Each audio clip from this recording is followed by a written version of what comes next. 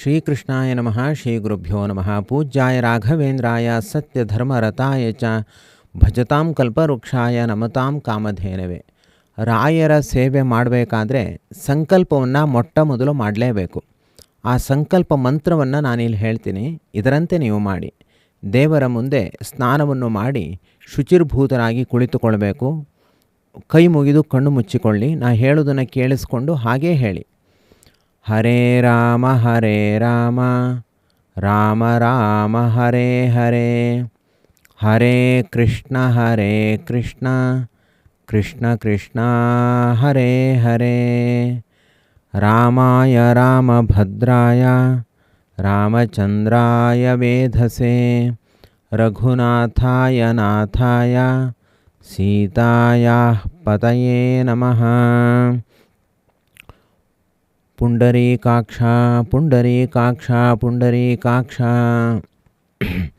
ಬುದ್ಧಿರ್ಬಲಂ ಯಶೋಧೈರ್ಯಂ ನಿರ್ಭಯತ್ವಂ ಅರೋಗತಾ, ಅಜಾಡ್ಯಂ ವಾಕ್ಪಟುತ್ವಂಚ ಹನುಮತ್ಸ್ಮರಣಾತ್ ಭವೇತ್. ಅಸ್ಮದ್ ನಮೋಮಸ್ತಾತ್ವಿಕಾ ದೇವಾಃ ವಿಷ್ಣುಭಕ್ತಿಪರಾಯಣಾಃ, ಧರ್ಮಮಾರ್ಗೇ ಪ್ರೇರಯಂತು ಭವಂತಃ ಸರ್ವ ಏವ ಹಿ. ಪೂಜ್ಯಾಯ ರಾಘವೇಂದ್ರಾಯ ಸತ್ಯಧರ್ಮರತಾಯ ಚ ಭಜತಾಂ ಕಲ್ಪವೃಕ್ಷಾಯ ನಮತಾಂ ಕಾಮಧೇನವೇ. ಈಗ ಕಣ್ಣು ತೆರೆದು ಕೈಯಲ್ಲಿ ಒಂದು ಉದ್ಧರಣೆ ನೀರನ್ನು ತೆಗೆದುಕೊಂಡು ನೀವು ಅದನ್ನು ಪ್ರಾಶನ ಮಾಡಬೇಕು, ತೆಗೆದುಕೊಳ್ಬೇಕು. ಕೇಶವ ನಾರಾಯಣ ಮಾಧವ, ಆ ನೀರನ್ನು ತೆಗೆದುಕೊಳ್ಳಿ, ಅದನ್ನು ಕುಡಿಬೇಕು. ಅನಂತರ ಕೈ ಮುಗಿದು ಕುಳಿತುಕೊಳ್ಳಿ. ಗೋವಿಂದ ವಿಷ್ಣು ಮಧುಸೂದನ ತ್ರಿವಿಕ್ರಮ ವಾಮನ ಶ್ರೀಧರ ಋಷಿಕೇಶ ಪದ್ಮನಾಭ ದಾಮೋದರ ಸಂಕರ್ಷಣ ವಾಸುದೇವ ಪ್ರದ್ಯುಮ್ನ ಅನಿರುದ್ಧ ಪುರುಷೋತ್ತಮ ಅಧೋಕ್ಷಜ ನಾರಸಿಂಹ ಅಚ್ಯುತ ಜನಾರ್ದನ ಉಪೇಂದ್ರ ಹರೇ ಶ್ರೀಕೃಷ್ಣ. ಈಗ ಶ್ರೀರಾಮ ಶ್ರೀರಾಮ ಶ್ರೀರಾಮ ಎನ್ನುತ್ತಾ ದೇಹದ ಒಳಗಿರುವ ಎಲ್ಲ ಉಸಿರನ್ನು ಹೊರಗಡೆ ಹಾಕಿ ಮೂಗಿನ ಮೂಲಕ.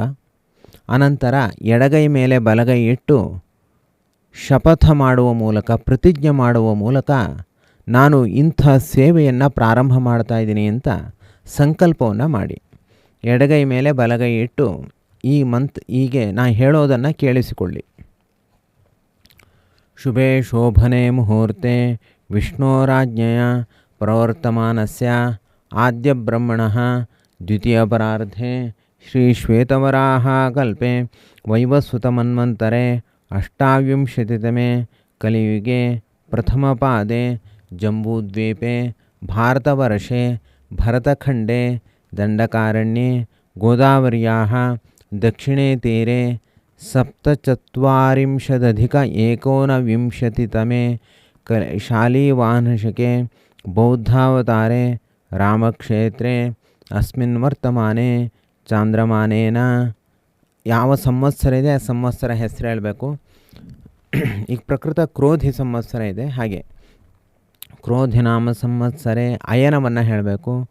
ಅಯನೇ ಋತುವನ್ನು ಹೇಳಬೇಕು, ಋತವು ಮಾಸವನ್ನು ಹೇಳಬೇಕು, ಮಾಸೆ ಪಕ್ಷವನ್ನು ಹೇಳಬೇಕು, ಪಕ್ಷೆ ತಿಥಿಯನ್ನು ಹೇಳಿ, ಶುಭ ತಿಥೌ ನಕ್ಷತ್ರ ಹೇಳಿ, ನಕ್ಷತ್ರೆ ವಾರವನ್ನು ಹೇಳಿ, ಶುಭವಾಸರಯುಕ್ತಾಯಾಂ ಶುಭ ನಕ್ಷತ್ರೆ ಶುಭಯೋಗೆ ಶುಭಕರಣೆ ಏವಂ ಗುಣಗಣ ವಿಶೇಷಣ ವಿಶಿಷ್ಟಾಯಾಂ ಅಸ್ಮಾಕಂ. ನನಗೊಬ್ಬನಿಗೆ ಅಷ್ಟೇ ಇಲ್ಲದೇ ನನಗೆ ಸಂಬಂಧಪಟ್ಟ ಎಲ್ಲ ಸಾತ್ವಿಕರಿಗೂ ಕೂಡ ಒಳ್ಳೆಯದಾಗಲಿ ಅಂತ ಚಿಂತನೆ ಮಾಡಬೇಕು. ಅಸ್ಮಾಕಂ ಸಹ ಕುಟುಂಬಾನಾಂ. ಈ ರಾಯರ ಸೇವೆ ಮಾಡಲಿಕ್ಕೆ ಮೊಟ್ಟ ಮೊದಲು ನನಗೆ ಆತ್ಮರಕ್ಷಣೆ ಬೇಕು, ಕ್ಷೇಮ ಬೇಕು, ಮನೋಸ್ಥೈರ್ಯ ಬೇಕು. ಅದನ್ನು ಪ್ರಾರ್ಥನೆ ಮಾಡಬೇಕು. ಕ್ಷೇಮ, ಸ್ಥೈರ್ಯ, ನಾನು ಅಂದುಕೊಂಡ ಕೆಲಸದಲ್ಲಿ ವಿಜಯ ಬೇಕು. ಆಮೇಲೆ ನನಗೆ ಆರೋಗ್ಯ ಬೇಕು.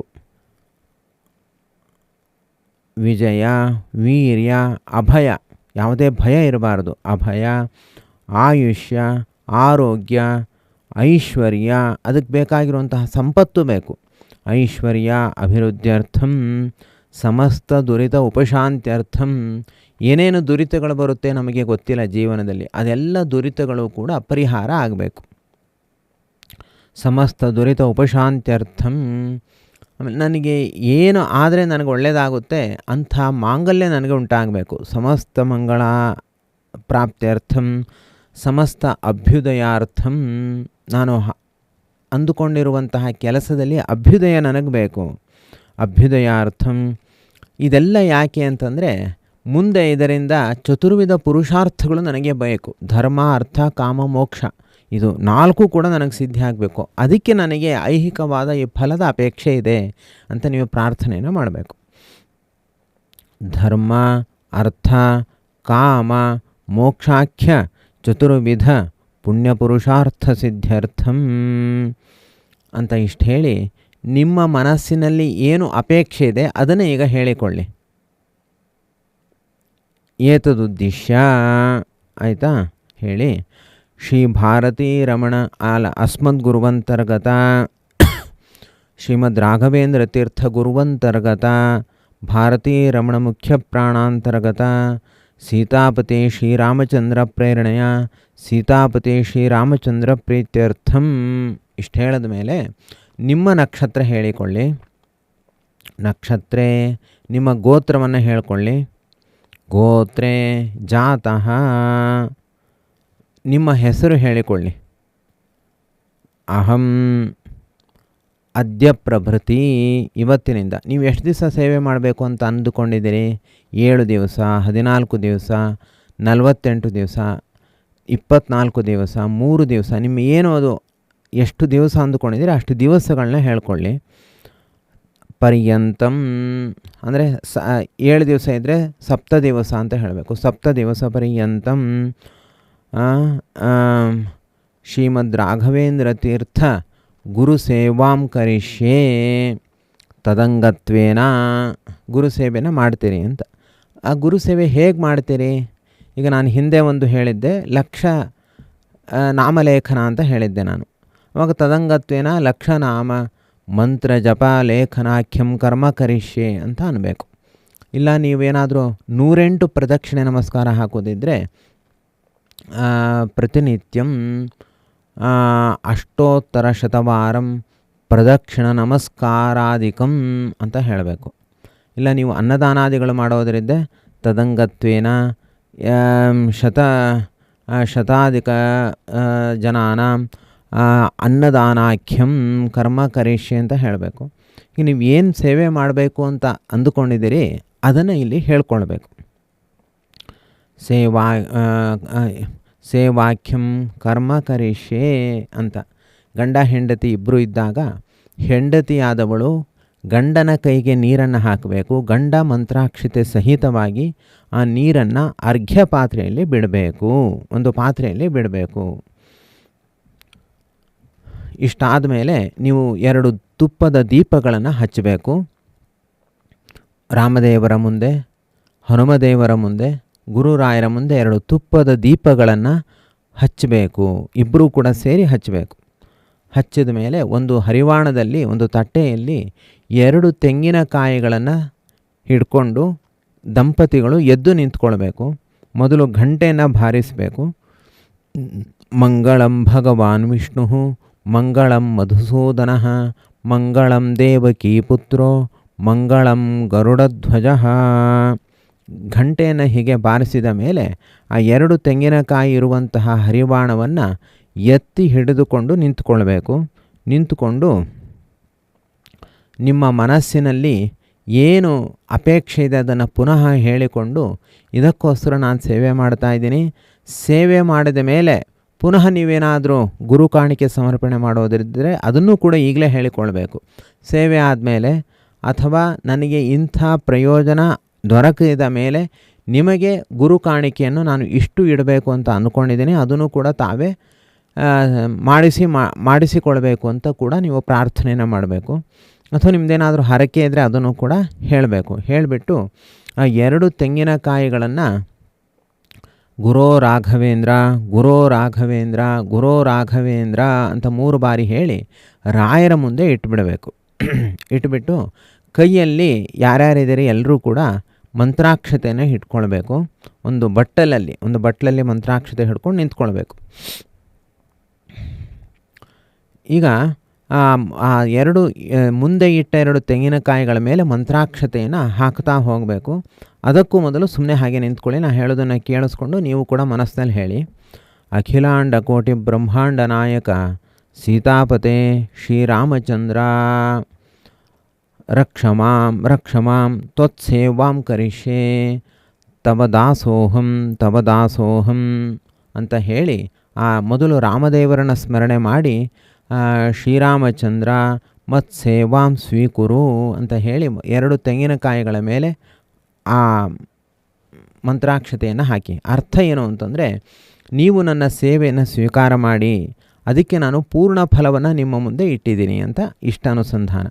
ಅದರಂತೆ ಹನುಮದೇವರಿಗೆ ಭೋ ಚತುರ್ದಶ ಲೋಕ ಗುರೋ ಹನುಮ ಮುಖ್ಯ ಪ್ರಾಣ ಮಾಂ ರಕ್ಷ ದಿಕ್ಷು ವಿದಿಕ್ಷು ಮಾಂ ರಕ್ಷ ಮತ್ಸೇವಾಂ ಸ್ವೀಕುರು ಮಾಂ ಪಾಹಿ ತವ ಚರಣದಾಸೋಹಂ ಅಂತ ಹೇಳಿ ಆ ಮುಖ್ಯ ಪ್ರಾಣದೇವರನ್ನು ಸ್ಮರಣೆ ಮಾಡುತ್ತಾ ತೆಂಗಿನಕಾಯಿ ಮೇಲೆ ಪುನಃ ಮಂತ್ರಾಕ್ಷತೆಯನ್ನು ಹಾಕಿ.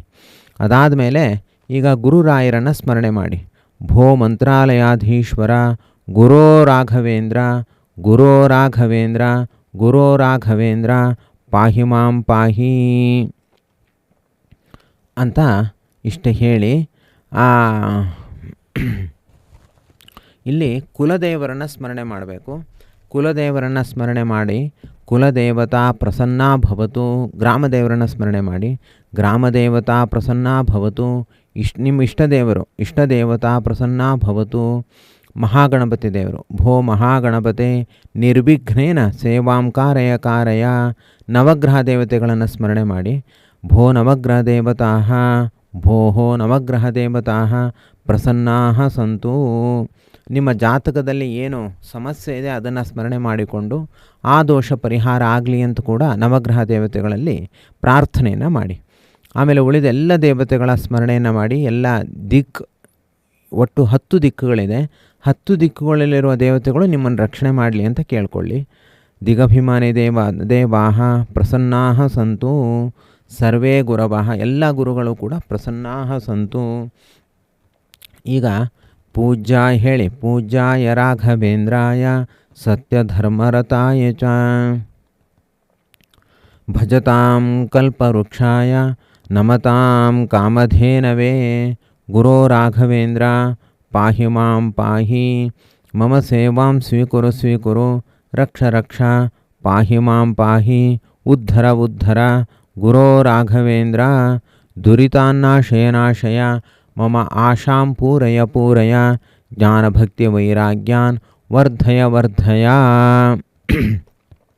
ನನ್ನ ಸೇವೆಯನ್ನು ಸ್ವೀಕಾರ ಮಾಡಿ ಏತನ್ಮೂಲಕವಾಗಿ ನನ್ನ ಅಪೇಕ್ಷೆ ಪೂರೈಸುವಂತೆ ಅನುಗ್ರಹ ಮಾಡಿ, ಇದರಿಂದ ಮುಂದೆ ನನಗೆ ಜ್ಞಾನಭಕ್ತಿ ವೈರಾಗ್ಯಗಳು ಸಿದ್ಧಿಯಾಗಿ ಚತುರ್ವಿಧ ಪುರುಷಾರ್ಥಗಳು ನನಗೆ ಪ್ರಾಪ್ತಿಯಾಗುವಂತೆ ಅನುಗ್ರಹ ಮಾಡಿ ಎಂಬುದಾಗಿಯೂ ಕೂಡ ನೀವು ಗುರುರಾಯರಲ್ಲಿ ಪ್ರಾರ್ಥನೆಯನ್ನು ಸಲ್ಲಿಸಬೇಕು. ಹೀಗೆ ನೀವು ಸಂಕಲ್ಪವನ್ನು ಮಾಡಬೇಕು. ಸಂಕಲ್ಪವನ್ನು ಮಾಡಿ ಮುಂದೆ ಆ ಮಂಗಳಾರತಿ ತುಪ್ಪದಲ್ಲಿ ಅದ್ದಿರುವಂತಹ ಬತ್ತಿಗಳಿಂದ ಮೊದಲು ರಾಮದೇವರಿಗೆ, ಹನುಮದೇವರಿಗೆ, ಅನಂತರ ಗುರುರಾಯರಿಗೆ ಆರತಿಯನ್ನು ತೋರಿಸಬೇಕು. ಆರತಿಯನ್ನು ತೋರಿಸಿ ಅನಂತರ ನೀವು ಸಾಷ್ಟಾಂಗ ನಮಸ್ಕಾರವನ್ನು ಮಾಡ್ತಾ ನೀವು ಏನು ಸೇವೆ ಮಾಡಬೇಕು ಅಂತ ಅಂದುಕೊಂಡಿದ್ದೀರಿ ಆ ಎಲ್ಲ ಸೇವೆಗಳನ್ನು ಇಷ್ಟು ದಿವಸಗಳಲ್ಲಿ ನಿರ್ವಿಘ್ನವಾಗಿ ಯಾವುದೇ ಸಮಸ್ಯೆಗಳು ಬರದೆ ಮೊದಲು ಸೇವೆ ಆಗಬೇಕಲ್ಲ, ಸೇವೆ ಆಮೇಲೆ ಉಳಿದದ್ದು ಆ ಸೇವೆ ಆಗುವಂತೆ ನೀವು ಪ್ರಾರ್ಥನೆಯನ್ನು ಮಾಡಿ. ಅದಕ್ಕೂ ಮೊದಲು ನೀವು ಆ ಗುರುರಾಯರ ಬಳಿ ಹೀಗೆ ಹೇಳಬೇಕು. ಅಪರಾಧ ಸಹಸ್ರಾಣಿ ಕ್ರಿಯಂತೆ ಅಹರ್ನಿಶಮ್ಮಯ ತಾನಿ ಸರ್ವಾಣಿ ಮೇ ದೇವ ಕ್ಷಮಸ್ವ ಪುರುಷೋತ್ತಮ. ಗುರುರಾಯರೇ, ಪ್ರತಿ ಕ್ಷಣವೂ ಕೂಡ ನಾನು ಸಾವಿರ ಅಪರಾಧಗಳನ್ನು ಮಾಡ್ತಾಯಿದ್ದೀನಿ. ಹಗಲು ರಾತ್ರಿ ಭೇದವಿಲ್ಲದೆ ಅಪರಾಧಗಳು ಮಾಡುವುದೇ ನನ್ನ ದಿನಚರಿಯಾಗಿದೆ. ನನ್ನಂಥ ಪಾಪಿಷ್ಟ ಮತ್ತೊಬ್ಬನಿಲ್ಲ. ಆದ್ದರಿಂದ ನಾನು ಪಾಪಿಷ್ಠನಾಗಿದ್ದೀನಿ, ನನ್ನೆಲ್ಲ ಪಾಪಗಳ ಬಲದಿಂದಲೇ ನಾನು ಇಂಥ ದುಃಖವನ್ನು ಅನುಭವಿಸ್ತಾ ಇದ್ದೀನಿ. ಆ ಪಾಪ ಪರಿಹಾರ ಆಯಿತು ಅಂದರೆ ನಮ್ಮ ಇಷ್ಟಾರ್ಥ ನೆರವೇರುತ್ತೆ. ಆದ್ದರಿಂದ ತಾವು ಆ ನನ್ನೆಲ್ಲ ಪಾಪಗಳನ್ನು ಪರಿಹಾರ ಮಾಡಿ ಎಂಬುದಾಗಿ ನಾವು ಮಾಡಿದ ಎಲ್ಲ ಪಾಪಗಳನ್ನು ಒಮ್ಮೆ ಮನಸ್ಸಿಗೆ ತಂದುಕೊಳ್ಬೇಕು. ಕೆಲವೊಂದು ನೆನಪಿದ್ದರೆ ಸರಿ, ಕಳೆದ ಜನ್ಮದಲ್ಲಿ ಮಾಡಿದರೆ ಅಥವಾ ನಮಗೆ ತಿಳಿಯದೇ ಇರುವಂತೆ ಯಾರಿಗಾದರೂ ಅನರ್ಥಗಳನ್ನ ಮಾಡಿದರೆ ಅಂಥ ಪಾಪಗಳು ನಮಗೆ ಗೊತ್ತೂ ಆಗೋದಿಲ್ಲ. ಆದ್ದರಿಂದ ಗುರುರಾಯರಿಗೆ ಅದೆಲ್ಲ ಗೊತ್ತಾಗುತ್ತೆ. ಅವರು ಆ ಎಲ್ಲ ಪಾಪ ರಾಶಿಗಳನ್ನು ಪರಿಹಾರ ಮಾಡಬೇಕು. ಆಗ ನಮ್ಮ ಆ ಕರ್ಮ ಸವಿಯುತ್ತೆ, ಆ ಪ್ರತಿಬಂಧಕ ನಿವೃತ್ತಿ ಆಗುತ್ತೆ. ಅದಕ್ಕೋಸ್ಕರ ಸಂಕಲ್ಪದ ದಿವಸ ಅವಶ್ಯವಾಗಿ ನಾವು ಮಾಡಬೇಕಾದದ್ದು ಶರಣಾಗತಿ. ಸಂಕಲ್ಪ ಅಂತಂದ್ರೇನು? ನಾನು ಮಾಡ್ತಾ ಇರೋದಲ್ಲ, ದೇವರೇ ನಿಂತು ಮಾಡಿಸ್ತಾ ಇದ್ದಾನೆ. ನಾಹಂ ಕರ್ತ ಹರಿಕರ್ತ. ಇನ್ನೊಂದು ವಿಷ್ಣು ಪ್ರೇರಣೆಯ ವಿಷ್ಣು ಪ್ರೀತ್ಯರ್ಥಂ. ಇದನ್ನು ಯಾವಾಗಲೂ ಹೇಳ್ತಾ ಇರಬೇಕು. ನಾನು ಮಾಡ್ತಾ ಇರೋದಲ್ಲ ಮತ್ತು ನಾನೀಗ ಮಾಡ್ತಾ ಇರೋದೆಲ್ಲ ಕೇವಲ ವಿಷ್ಣು ಪ್ರೀತಿಗೋಸ್ಕರ ಅಂತ ಈ 2 ಮಂತ್ರಗಳನ್ನು ನೀವು ಎಷ್ಟು ಸತಿ ಹೇಳ್ಕೊಳ್ತೀರಿ ಅಷ್ಟು ನಿಮ್ಮ ಸೇವೆ ಪೂರ್ಣತೆಯನ್ನು ತಲುಪುತ್ತೆ. ಹೀಗೆ ಸಂಕಲ್ಪವನ್ನು ಮಾಡಬೇಕು. ನಾನು ಪಾಪಿಷ್ಠ, ನಾನು ನಿಮ್ಮ ದಾಸ, ನಾನು ನಿಮ್ಮ ಚರಣದಾಸ ಅಂತ ಹೀಗೆ ಭಾವನೆಯನ್ನು ತಂದುಕೊಂಡು ಸೇವೆಯನ್ನು ಪ್ರಾರಂಭ ಮಾಡಬೇಕು. ಇಷ್ಟು ಆದಮೇಲೆ ಯಥಾಶಕ್ತಿ ಗುರುರಾಯರಿಗೆ ನಮಸ್ಕಾರವನ್ನು ಮಾಡಬೇಕು.